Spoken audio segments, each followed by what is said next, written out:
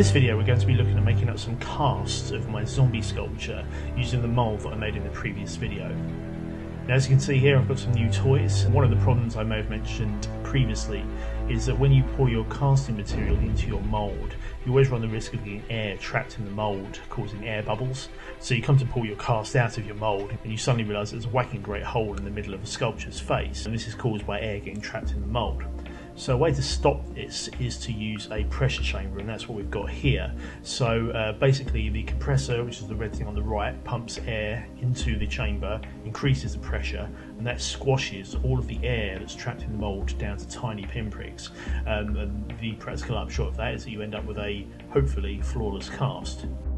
So if we come over to the casting area here, or my bench, as you can see, this is the mould we made in the previous video, and as you can see I've added a carrying handle to it. Now I won't be working here for the entire time. As you can see here, I've got a concrete slab laid at the back of the garden, so I'm going to be building a workshop soon, so actually I'll have a dedicated area to do all this sort of work in. But for the time being, we're in the garden. Now, one problem that I have found previously is I've only ever been able to find plastic pint glasses to mix up my casting material. And this is a bit of a problem because I found that most of the busts I do tend to require about 400 to 500 millilitres of resin for the main body and another 400 to 500 for the base. Now, the problem with that is that you need to be able to mix in your catalyst, and if your pint glass is filled to the brim with resin, it starts sloshing all over the place. That's not a particularly good solution. But these are about 900 ml, so these work out actually really well. So there's enough space for you to do your mixing and they won't overflow. And they're relatively cheap, so that's what I've started using. So the first step here is to pour out my resin, and I've already pre-marked these containers to the right level. What I'm using here is polyester resin. It smells to high heaven, which is why I'm doing it in the garden. It's a lot cheaper than polyurethane resins. That container you saw there was about £35, and that's 5 kilograms, whereas I've seen some litre kits of polyurethane resins for maybe £30. So it's a lot cheaper and you get a lot more casts for your money. So I've poured out my resin, and what I'm using here is a pigment to colour the resin. I find that useful simply because it's nice to have a pale base to paint against in your final piece. Now, as you can see, the resin's a little bit darker. I think the bottle I'm using is a little bit old. The fresher stuff isn't quite as dark. It doesn't matter too much though. Once it's cured, it should be a little bit lighter. So the next step is to mix in some catalyst or liquid hardener. You've got a bit of a choice with this. You can do between 1 and 4%, and the more catalyst you add, the quicker the resin is going to cure. I generally go for a 2% mix, and I find that gives me about 20 minutes before it starts going off. So that's more than enough time for me to mix everything up, pour it into the mould, and then get it into the pressure chamber. Now I'm using a measuring syringe for this, and I've got 450 millilitres of resin in there, so that translates to 9 millilitres of catalyst. Right, just squirting that straight in there, so I'm now giving it a good mix, and I'm making sure to scrape the edges of the container and the bottom, just to make sure that the catalyst is evenly distributed throughout the resin. Right, so that's ready, so I'm now pouring it into the mould. Now what I'm doing here is to half fill the mould and then to tilt the mould around. What I'm trying to do is just making sure that the resin flows evenly throughout the mould, and so the air doesn't get trapped in there. I think even though the pressure chamber is going to compress any air that gets trapped in there, I think if you have very large voids, it's not going to be able to deal with that. So I'm just making sure that the air can escape and doesn't get trapped in areas like the chin, for example. Because the mould's sitting upside down, you can imagine that air could easily get trapped in the chin because there's a bit of a dip in the mould where the chin sits. So just tilting the mould allows the air to escape. As you can see, I've also just popped in a piece of copper pipe, which is going to serve as the neck of the sculpture. Copper pipe's useful. I think if that were pure resin, it would run the risk of snapping. So I just feel a bit more secure having some metal in there. Copper isn't that strong, of course, but it's strong enough for the sculpture.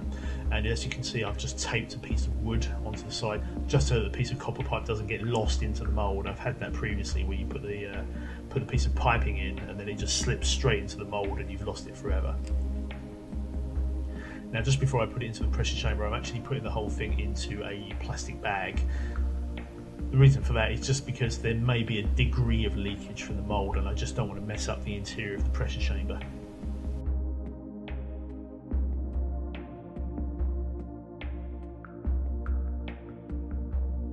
So the next step is to put the lid on, and as you can see, it's got these pretty heavy duty screws to hold everything together. I'm going to be compressing this up to about 60 psi, and so that's quite a large amount of pressure. That's 4 times atmospheric pressure, so it does require some pretty heavy duty bolts just to keep the lid on.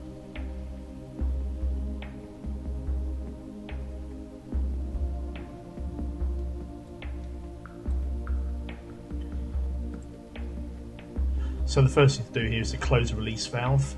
You use that to get the air out of the chamber when you're done. But I'm closing it here so the air doesn't escape. Now there's a few valves here, as you can see, so I'm opening all of those, and you can hear a bit of air escaping just from the pressure in the tubes. And now the valve's open and that's starting to pressurise. So as you can see, the pressure on the gauge is climbing. And I think you're about to hear, yeah, there you go. So that's one of the big problems with compressors. They're really, really loud. I don't think I'd quite appreciate how loud they actually are, but having heard it, it reminds me of bouncy castles, and you can often hear them whirring in the background as they keep the bouncy castle pressured up. So I guess I could run a bouncy castle if I needed to. Anyway, I'm letting the pressure climb here, and I'm going to shut the valve off at about 60 psi.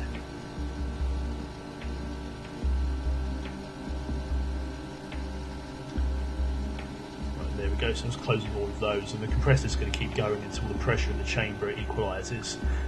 The actual main vessel's at 120 psi, so that's double what I actually need in the chamber. Right, there we go. Pressure's now equalised at 120 psi, so the motor's shut off. Right, I've now left that for about 20 minutes, so I'm just opening the release valve, and as you can hear, the air's escaping. And as you can see, it's also started raining, which is brilliant. It is England, I suppose. So the quicker I can get the workshop built, the better.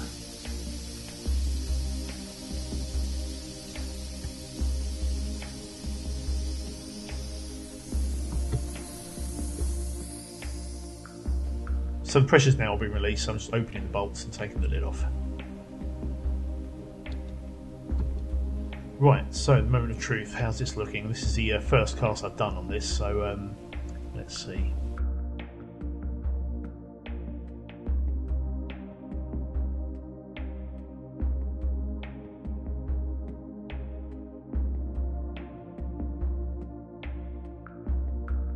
Okay, looking pretty good so far. The resin's always really, really warm when it's freshly cured. It's what they call an exothermic reaction, simply that it gives off heat as the chemical reaction takes place. So sometimes they can be a little bit hot to the touch, particularly the copper pipe, because it's such a good conductor of heat. I do find that heats up quite a lot. Okay, it's looking pretty good. Obviously there's quite a lot of flashing around the edges. And I think I can see one air bubble down by the piece of copper pipe. It's certainly one of the best casts I've ever had, I think, particularly because this model's quite detailed. I wouldn't have attempted to do this sculpture, I don't think, if I didn't have the pressure chamber. Purely because that detail, particularly where the face is all torn up on the right hand side, would sort of invite air bubbles being trapped. So the flashing, while not being a problem, did get me thinking. So what I've done here is to add some pieces of 2mm MDF on the inside of the caddy that holds the mould. My thinking here is that that's just going to compress the mould slightly and press the two halves of the mould together. And I think that might stop me getting quite so much flashing. If the two halves of the mould are pressed together, it means that the mould making material can't quite as easily escape. So here's my second cast, exactly the same process as before, but let's see how this has come out.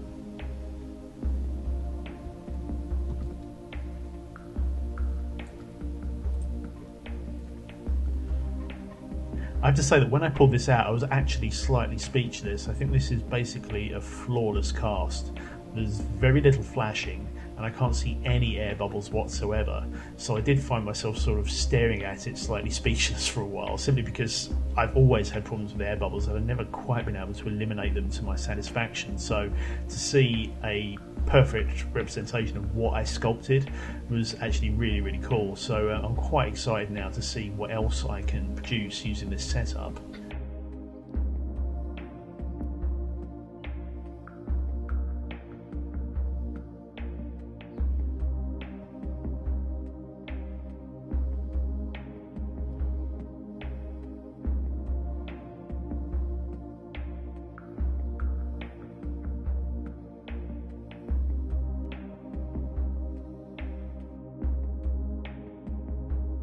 So now turning my attention to the mould for the base, which I also made in the previous video.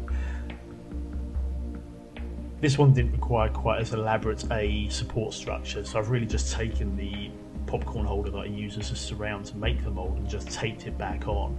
So I'm just peeling the mould away here and pulling out the cast.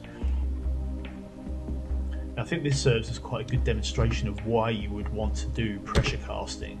So the cast on the left was not pressure cast and the cast on the right was. And as you can see, there is quite a lot of air bubbles in the cast on the left, all around the chin and in the cheeks. But looking at the cast on the right, this one's basically flawless. I can't see any air bubbles at all. So I think that's quite a good demonstration of the difference between a pressure cast and a non-pressure cast piece.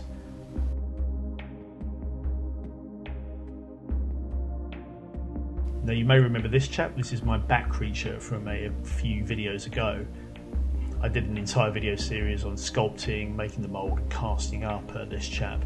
Now in that video, air bubbles was a problem that I encountered again, and I basically filled them in. Now this time round I've pressure cast him. Now I don't know if you can see on the side of the face here there's some sort of spiky bits. What this is air bubbles in the mould itself collapsing. So what I also did in the previous video was to vacuum degas the silicone that I made the mould from. What that involved was putting it in a vacuum chamber and sucking the air out of the rubber. Air can easily get introduced when you mix up the rubber and you end up with air bubbles in your mould.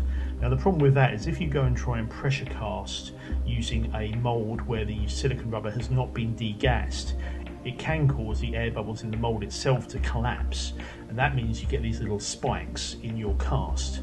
Now I'm not too worried about that because they're quite small and I think they're going to be quite easy to file away. As you can see here, there is a slightly larger air bubble in the back of his head. And this is due to some imperfections in the mould. I had a few problems with the mould. Although it came out fairly well, there are some pieces of the mould that are a little bit too thin, so I think I might actually redo the mould. So I spent the whole afternoon doing this, and here we go. Here's 5 casts of the same sculpture, and I'm pretty happy with all of them. There are some air bubbles here and there. First time I did the pressure cast, I did it at 50 psi, and that didn't quite come out as I wanted. There were still some air bubbles in it. The next cast I did was at 60 psi, and that came out really, really well. But all in all, I'm really impressed with this procedure. Now, I appreciate that this equipment isn't perhaps the cheapest to get. Well, I have to say it isn't the most expensive as well. I spent less than £1,000 on this, so you're not talking thousands and thousands if you do want to have a go at this. I'll put the link to the company I bought this from in the description. Now, if you are interested in getting one of these casts, they are available in my Etsy store.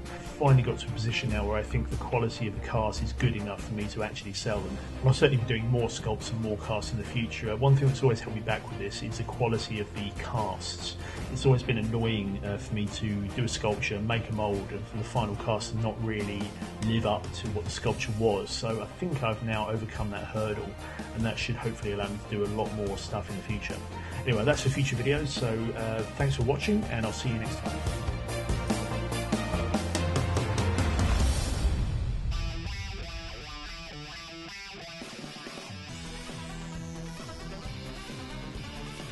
Thanks very much for watching. I'll be posting more videos on this project and others, so if you'd like to keep up with what's going on, please do subscribe. Alternatively, you can visit my website, which is www.thedarkpower.com, or you can find me on Facebook. Just search for The Dark Power.